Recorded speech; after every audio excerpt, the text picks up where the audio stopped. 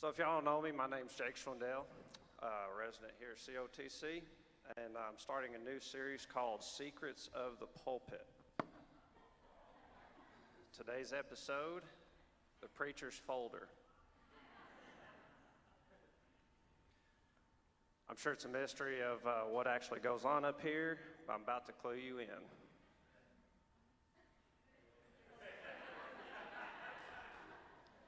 Why you think he's delivering you a message? He's really just checking out who caught the biggest bass last week. John Parkey asked me to come up here and read y'all the parable of the lost son. If y'all want to follow along, it's Luke chapter 15, verses 11 through 32. So Jesus continued, "There was a man who had 2 sons. The younger one said to his father, 'Father, give me my share of the estate.' So he divided his property between them. Not long after that, the younger son got together all he had, set off for a distant country, and there squandered all his wealth in wild living." Thank you. After he had spent everything, there was a severe famine in the whole country, and he began to be in need. So he went and hired himself out to a citizen of that country, who sent him to his fields to feed the pigs. He longed to fill his stomach with the pods that the pigs were eating, but no one gave him anything. When he came to his senses, he said, 'How many of my father's hired men have food to spare, and here I am starving to death? I will set out and go back to my father and say to him, Father, I have sinned against you and against heaven. I am no longer worthy to be called your son. Make me one of your hired men.' So he got up and went to his father. But while he was still a long way off, his father saw him and was filled with compassion for him. He ran to his son, threw his arms around him, and kissed him. The son said to him, 'Father, I have sinned against heaven and against you. I am no longer worthy to be called your son.' But the father said to his servants, 'Quick, bring the best robe and put it on him. Put a ring on his finger and sandals on his feet. Bring the fattened calf and kill it. Let's have a feast and celebrate. For this son of mine was dead and is alive again. He was lost and now he is found.' So they began to celebrate. Meanwhile, the older son was in the field. He came near the house. He heard the music and dancing. So he called one of his servants and asked him what was going on. 'Your brother has come,' he replied, 'and your father has killed the fattened calf because he has him back safe and sound.' The older brother became angry and refused to go in. So his father went out and pleaded with him. But he answered his father, 'Look, all these years I have been slaving for you and never disobeyed your orders. Yet you never give me even a young goat so I could celebrate with my friends. But when a son of yours who has squandered your property with prostitutes comes home, you kill the fattened calf for him.' 'My son,' the father said, 'you are always with me, and everything I have is yours. But we had to celebrate and be glad because this brother of yours was dead and is alive again. He was lost and now is found.'"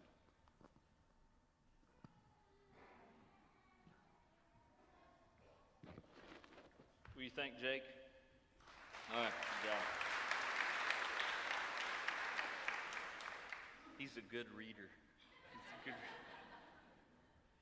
By the way, practicing my words. This is my manila. Why would I go buy manila folders when I can carry my sermons in this right here, right? And at the same time, figure out where to catch the best fish, the biggest fish. Anyway, what Jake just read is what's called a parable. So it's not a true story. It's a story that Jesus tells, Jesus makes up in order to teach us things about Him and things about the Father, God, and things about how His kingdom works, and teach us things about ourselves. And so he tells stories like this, often parables, in order to help his listeners better understand. And so what Jake just read, the story goes like this. There was a man, and the man in the story is a father.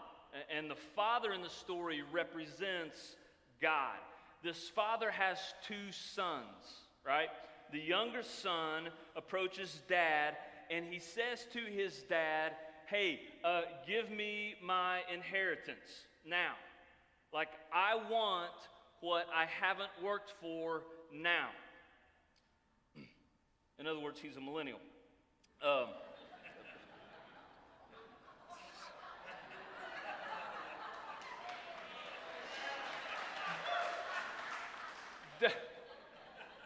love millennials. I do. I'm just kidding. I really do believe in millennials. That was a bad thing to say. A few millennials do dumb things, and we label you all those dang millennials. But I'm kidding. Now, let me ask you this question. When does someone get an inheritance? When does someone normally receive an inheritance? After somebody dies, right? So in essence, what this son is saying to his father when he's asking him for his inheritance is, I can't wait for you to die. I want it now. Like, I wish you were dead. And some of us have heard that before, right? From our kids. Some of us have said that to our parents back when we were 16, 17 years old. I wish you weren't my mom. I wish you were dead. I hope I never see you again. I hate you. And on some level, the son doesn't appear to be angry, but this is the sentiment of the story. Like, he's saying, I'm out of here. I no longer want anything to do with this life or the people in it. And this is kind of weird because the father receives the request and the father blesses him with it. The father obliges and gives the son his inheritance. I don't know about you, but if I had come to my dad back when I was 16, 17 years old and said, Dad, give me my share of my inheritance, my dad would have said, oh, okay, here's your inheritance, it's wisdom. Get a job. Like, that would have been his inheritance to me. But this father complies, right? And so the son packs up. He kind of says, see you when I see you. And he leaves the country. Now, when he leaves the country, he doesn't just leave his heritage and traditions and his people behind. What he also leaves behind are his morals and ethics that he'd been taught growing up. So some of us parents know this pain. You know what I mean? Like the sorrow of our kids just walking away from the life we hope they'd lived, walking away from what is good for them and walking into what we know will cause them pain and eventually guilt and shame. Like some of us parents know this, and we've spent hours praying for our kids and worrying for our kids and pleading with our kids to come back. This is how the father's got to be feeling. Like, this father has got to be feeling heartbroken that his son is walking away. So the son takes his inheritance, and it says in the passage that he squandered it all in wild living. What's that mean? In other words, the son goes to Vegas to live, right? Like, he goes to Vegas and he rents out the best penthouse from the best finest hotel. He throws the wildest parties. Like, he goes crazy. He parties like a rock star. Like, I'm picturing Charlie Sheen calling him and saying, dude, you need to slow down. Like, Charlie Sheen is wise compared to this guy. And so he's living it up. He's wild, and he's having fun at all costs. Sex and drink, and he's got a whole new set of friends, and he's creating this whole new exciting life. And it's fun. It is fun, and it is exciting. And he's burning down Vegas, and he's tasting all of the pleasures that he can possibly taste. Now, Jesus is telling this story to teach us something. In order to be taught, we have to ask some questions as we listen to, as we read or hear the story. And one of the questions we have to ask is this: what is the younger son after really? What's he really looking for? I think the younger son is after what a lot of us are after even today. The younger son thinks that happiness and contentment will be found in the freedom to do whatever it is he wants to do. You know what I mean? Like, if I can answer to no one, and I can do whatever, if I could just have enough money where I could be my own boss, so I answer to no one, and have enough money where I can just buy whatever I want in the moment, I will find happiness and I will be content. Now, I think that's how the world tends to work right now. I think that's how a lot of us tend to work. And the younger son, listen to this, we're going to label him, the younger son is the rebellious son. Because he believes, if I rebel, I will be happy and I will be content. I will find happiness and contentment. Jesus is trying to teach us something here. The younger son represents, the rebellious son in this story represents someone. You know what I mean? Like he's a fictitious character. Jesus tells a story. He represents someone else.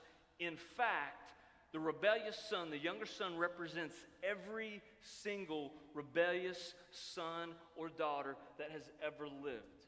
Like we're supposed to read or hear this story and wonder, am I the rebellious son? We're supposed to find ourselves in this story. Like he's talking to everyone who's ever had a season of life where they lived in and did whatever they wanted to do. Maybe as you hear this story, you're thinking, yeah, that is me. I have lived that kind of life. Maybe some of you are thinking, I still do. That still is me. But the truth is, all of us in some way are like the rebellious son to some degree. Like think about this. Here's some this is how you might diagnose yourself. Think about these things. If you have a problem with authority, like a boss or an employer, a teacher or a professor, the police, then you might have the younger son, rebellious son in you. If your favorite song from the 80s was We're Not Gonna Take It by Twisted Sister, no, we ain't gonna take it. Or if metal isn't, or rock isn't your thing, maybe the crooner version of I Did It My Way by Frank Sinatra. If the speed limit is 55 and you're like, I'm not driving 55, I'm driving 57.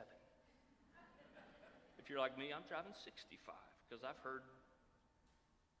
If you rebel against the laws of nature, right? There are certain laws of nature that if we rebel against, they affect our health. Like if you know you should eat, if the doctor said your cholesterol is high and you should eat salad and lean meat, but you choose ice cream and Mountain Dew, forget that. If you've ever rolled your eyes as you walked away from someone who was telling you what to do, like we've all got the younger son in us somewhere. No one tells me what to do. I have that in me, more than I really want to admit. Like we're all rebellious to some degree. We think we know better than the Father how to find happiness and contentment. Now, so the story goes on. The younger son eventually blows through his cash, right? Like he's got $5 left and he throws it down on the blackjack table hoping to win lunch money or win enough to buy one more evening in the hotel at the penthouse. But he loses it. So the money dries up, and what happens when the money dries up? So do his friendships. They're all gone.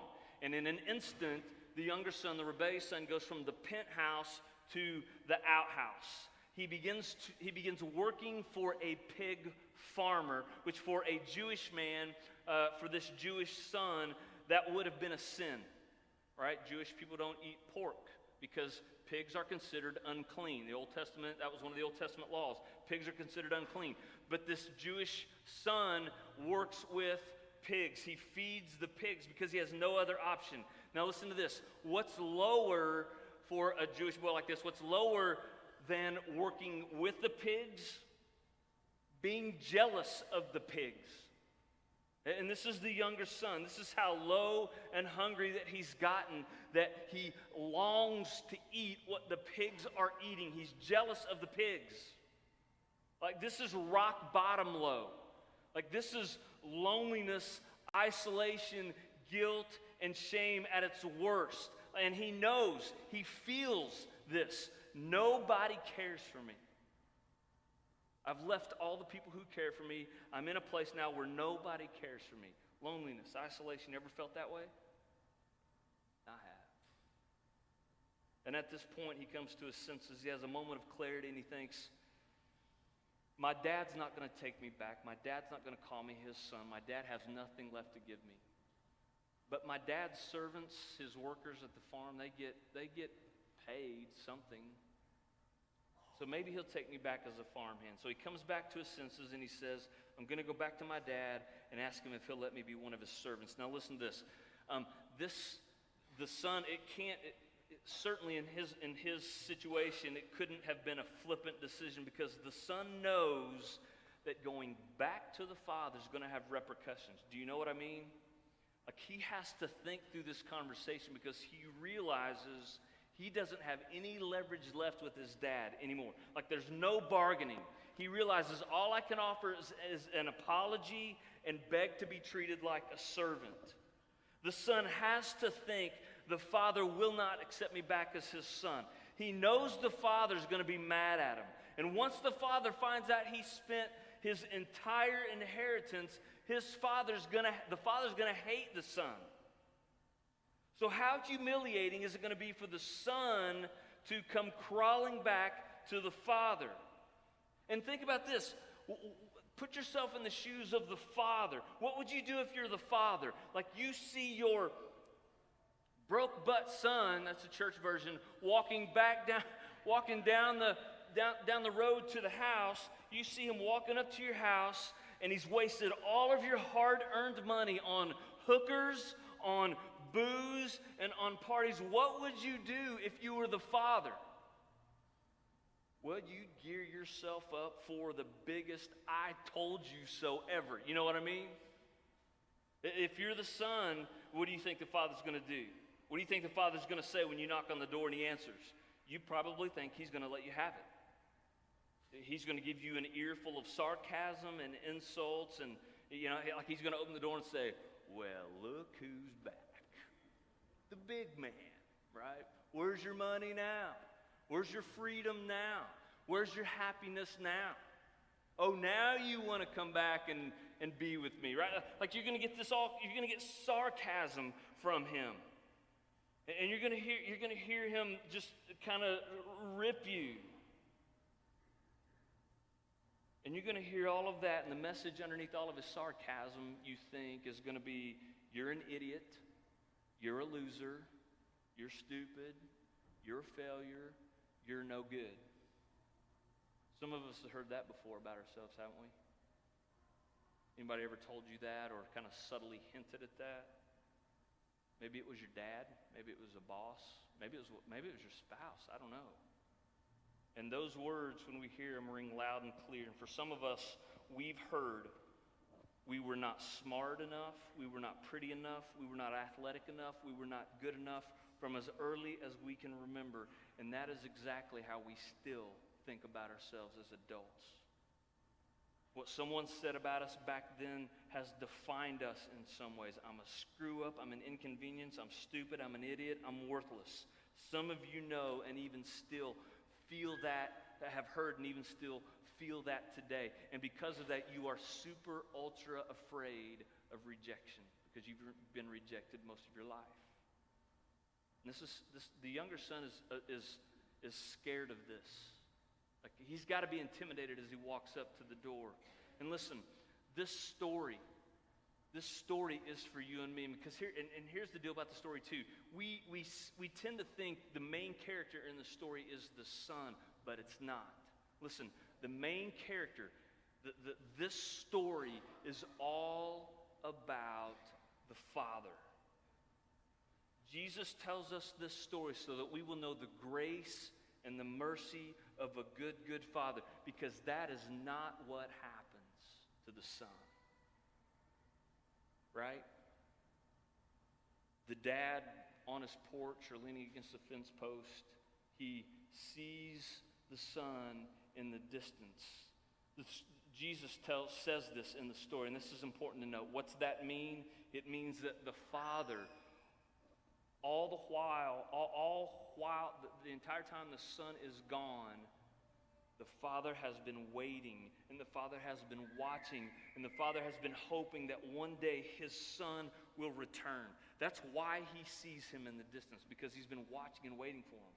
And when the Father sees Him, like He doesn't wait for the Son to walk up to the porch. Matter of fact, the Father begins to run out to meet Him. Now, if you're the Son, think about what this has got to look like. Like you come over the rise, you see the house, you're thinking, my dad is going to kill me, right? You come over the rise, and then you see your dad running down the road. You're like, oh, here it comes. This is exactly like I wonder if the Son kind of began to brace himself for impact like a Florida Gator quarterback about to get sacked. You know what I mean? Like,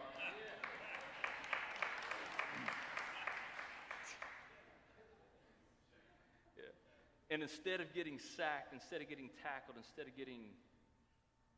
that doesn't happen. Instead, he experiences an embrace and a kiss, and he gets hugged. And then his dad starts shouting out orders to his staff, and he yells, my son was dead and is now alive. He was lost, and now he's found. And he starts shouting out orders, go make plans for the homecoming party. We are going to partay because my son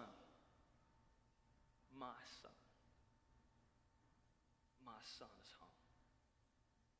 Now listen, the father in this story is God. And what the son experiences from his father is grace. It's called grace. The son does not deserve this reception, but he gets it. The son doesn't deserve to have anything else of the father's. But listen to this. He receives, in the end, the greatest gift of all. And this is it. This is what he experiences. This is the greatest gift of all. The son experiences restoration. Like the father calls him son. He sees him as his son. He yells, my son.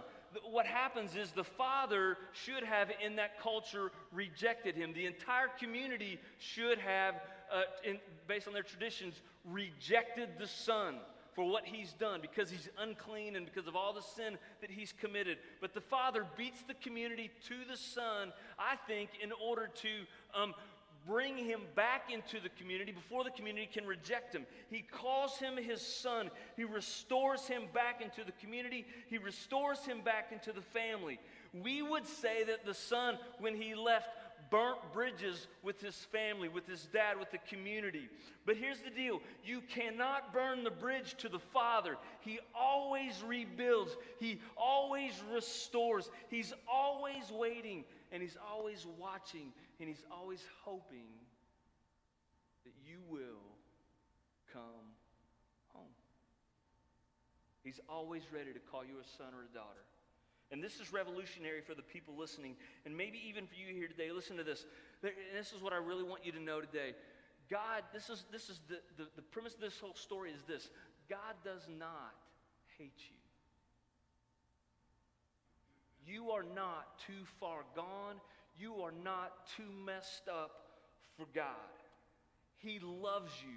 There is always hope with the Father. He loves you as a son or daughter. It's His grace. Now, let's change pace. Let me talk about the other son for just a minute that Jake read about. Let's talk about the older son. So this father's throwing this party in the backyard for his son that's returned home. The older son is out in the field working, and he begins to, hear the DJ and smell the barbecue, and he kind of, what's going on? And he walks up, and somebody says, hey, man, good news, your brother's home. Your dad's throwing a party for your brother because he's home. And the brother, this isn't really good news for the brother. And he chooses not to go into the party because he's mad. It's right. And think about the brother's situation. Like the older brother has done everything right. He stayed and he worked on the farm. He was the good son. And his dad is now throwing a party for the bad son. So the older brother, he's incensed, he's mad, he won't even go into the party. And so then his father comes out and says, why don't you come into the party? Your brother's home. And the older son won't even call him brother. He says, well, this son of yours. That's kind of how he addresses who the party's for. The father comes out and he says, when are you going to come into the party? We're having this party for your brother. And the first word out of the older brother's mouth is, look. Now, if this was my story, and the first thing I said to my dad was, look, the story would be over. It would end right there. They buried the older son that afternoon and mourned over his body, right? But the older son says, look at all that I've done. Look how good, I'm the good son. I'm good. I stayed. I thought I was your favorite. He wasted it all. He wasted all of your stuff on hookers and booze and parties and now, and I stayed. And now you're throwing a party for him. There's no party for me. And I hear what the older brother's saying, right? And I think when I hear what the older brother's saying, I think, dude's got some points. Like he's kind of right. But what Jesus says to the older brother is just as revolutionary as what he said to the younger brother. Right? The younger brother was the rebellious son. The older brother, listen to this, was a religious son. And when I say religious, I mean that in the most negative sense of the word. The older brother, listen to this, felt entitled. The older brother felt like the father owed him something. Do you know what I mean? Like the older brother felt like the father was in debt to him. I've done this and I've done this. I didn't spend your wealth. I didn't wish you were dead. I didn't sleep with prostitutes and stay drunk and high for days. I've been good. You owe me. That's how religion works. That's how most religions in this world work. We try to put God in our debt. Like if I do A, B, and C, then God, you've got to give me X, Y, and Z. If I do these things, then God owes me these things. Religion seeks to put God in our debt. And God is in debt to no one. God owes no one anything. And some of us are the older son. We seek to put God in debt to us. God answers to us. Think, and I've got part of me. There's a part of me that I've got the older son in me as well. You know what I mean?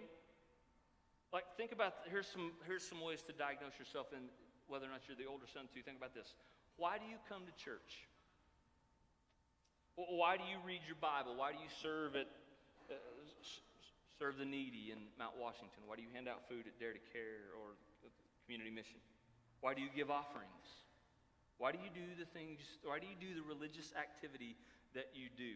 Is it because you have experienced the love, grace, and mercy, hope, joy, and love of Jesus Christ, and you just want to be with him where he's at and do his business?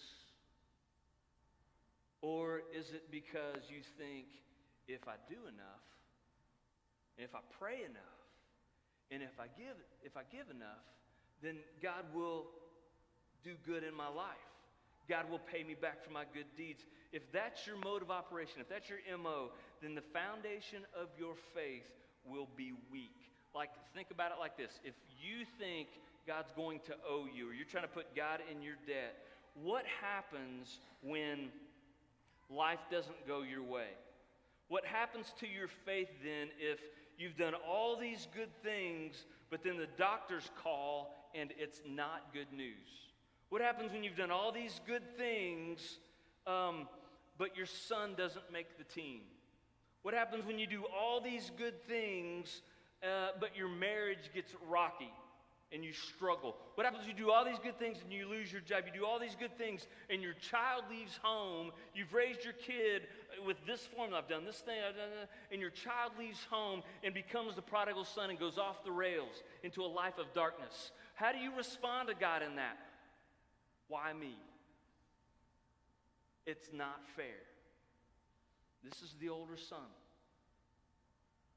Look at me, look how good I am. If I don't get what I deserve, it's not fair. It's called self-righteousness. And here's the thing about self-righteousness. Self-righteousness is just as damning as rebellion. Because it's not that you want to be with God, it's that you want God's stuff. Does that make sense? You don't love God, but you love God's stuff. And that might sound like a little difference, but that is a big, big difference. What the Now, what does the older brother need here? The older brother needs the same thing as the younger brother. He needs the love and grace of a good father. He doesn't need more of the father's stuff. Even though he says he wants a party, he doesn't really need the father to throw him a party because he's begged for a party. What he needs is the love and the grace of the father. In this story, which brother are you? Do you think your good behavior requires God to give you good stuff? Or do you realize that the only reason you're in your Father's house is because of the Father's love and grace? I think some of us have read this story before, or we've heard this story before, or even today as we're listening to the story. I think some of us hear this story, and we know we're the rebellious son, but what we think we need to do is become the religious son. Not the rebellious son, but that's not the answer. The answer isn't move from being the rebellious son to the religious son. That's not the answer. The answer is this. The answer is Jesus. The answer is this. There's the rebellious son. There's the religious son. But then there's another son that's not in the story, but he's telling the story. And it's Jesus. We need Jesus, the redeeming son. And here's his story. Jesus leaves heaven to come to earth. Jesus leaves all the treasures of heaven. Jesus leaves all of his inheritance, so to speak, to come to us and die for us. Like in our rebellion and in our sin, Jesus comes and he gets nailed to a cross and he dies. Now listen to this about the cross. On that cross, there was purpose. There was purpose. And listen very closely to this purpose because it's deeply, richly, it's deep and rich theology that I'm about to share with you. And you need to understand this. God is good. Matter of fact, God is so extremely good that we cannot fathom how good he is because we are so distant from it. And he's so good, listen to this, he's so good that he can't deal, he's so good he has to deal with sin and rebellion and wickedness and oppression. Like he's so good that he has to violently and actively act against wickedness. Like he can't let wickedness just be without acting against it. Otherwise, it would compromise his goodness if in his goodness he didn't do something about wickedness. So when God looks at you and me, he sees the rebellious brother or he sees the self-righteous brother, the religious brother. When God looks at us, he sees our sin, he sees our wickedness, and he must be violent and active against it. He has to be because he's good. Now, because that's true, there are two options. One, either you and I are going to bear the guilt for all of our wrong and all of our sin and all of our wickedness, and we are going to pay the price, like we are going to pay the penalty we are due for our rebellion and self-righteousness. Or, second option, someone takes our place. That's what the cross is all about. Jesus Christ, a perfect, innocent man in every way, without sin, becomes the perfect sacrifice. God takes in his goodness, takes his one and only son, pins him to a cross, violently and actively pours out his wrath for your sin on his son, Jesus. So Jesus bears the wrath for all sin, all wickedness, all evil, all oppression, so that you and I could be called sons and daughters of Jesus, so that you and I could be made right with the Father, so that you and I could come home. So that you and I could come to the Father without the fear of being rejected, scoffed at, ridiculed, and punished. Jesus died so that we might live with God as our Father, forgiven, made right, made whole, and given a place with Him forever. 2 Corinthians 5:21 says this about God and His Son Jesus. It says, God made Him, Jesus, who had no sin, to be sin for us, so that in Him we might become the righteousness of God. Like, I don't make myself righteous. I can't say, God, look at me, look how good I am, I deserve it. When God looks at me, He sees sin. Even in my goodness and my self-righteousness, He sees sin. I can't make myself righteous. Jesus does that. I don't deserve it. That's why it's called grace. It's a gift we don't deserve. John 14:6 says this. Jesus answered, He says, I am the way, the truth, and the life. No one comes to the Father except through me. Like Jesus is saying, I'm the Son. I'm the one. You want to come home to the Father, whatever son you are, the rebellious or the religious, no one comes home to the Father except through me, except through Jesus. Do you know why Jesus is the better, older son in this story? Jesus isn't the younger, rebellious son or the younger, rebellious brother who took his father's wealth and selfishly spent it on his own gain. Jesus didn't do that. Matter of fact, Jesus is the son who left his father's treasure behind in order to come invite you to the treasure. Jesus isn't the son who, Jesus isn't the older brother. Jesus isn't the religious son who came to this earth to make himself look good, to get pats on the back from us, to prove that we are bad and he is good. That's not Jesus. Jesus came to this earth and he humbled himself.